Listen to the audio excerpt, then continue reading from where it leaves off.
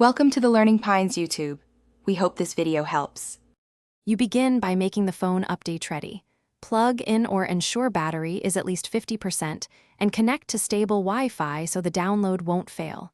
Once done, back up your critical data to cloud or PC so you can restore quickly if something goes wrong. Make sure VPN and battery saver are off. They can interrupt the process.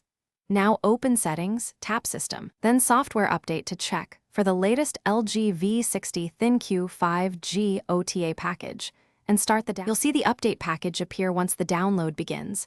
Monitor progress and free up storage if the file won't fit.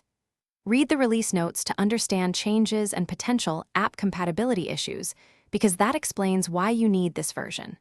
When ready, tap Install and let the phone reboot into the updater.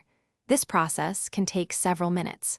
Make sure you do not remove power or force shutdown while the installer runs. Patience prevents corruption and ensures the update applies cleanly.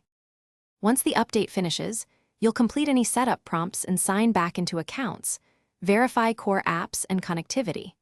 You should then go to Settings, right arrow About Phone to confirm the new build number and note any post-update battery or performance changes.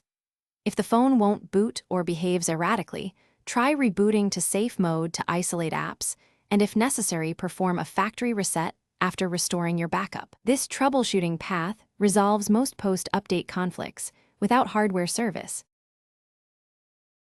Thanks for watching. Consider subscribing if we helped you.